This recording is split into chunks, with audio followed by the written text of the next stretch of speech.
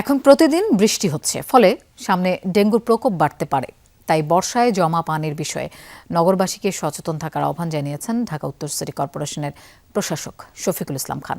তিনি বলেন, সবাই সচেতন হলেই ডেঙ্গু প্রতিরোধ করা সম্ভব হবে।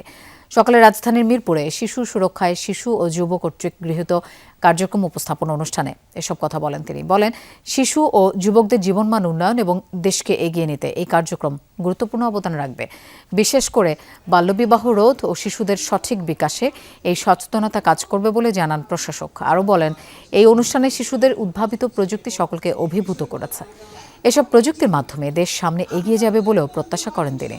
এ সময় অনুষ্ঠানে অন্যান্য বক্তারা বলেন, শিশুদের দক্ষতা বাড়াতে প্রথম ধাপে পরিবার থেকে উদ্বুদ্ধ করতে হবে, পরের ধাপে শিক্ষা প্রতিষ্ঠান থেকে উদ্বুদ্ধ করতে হবে।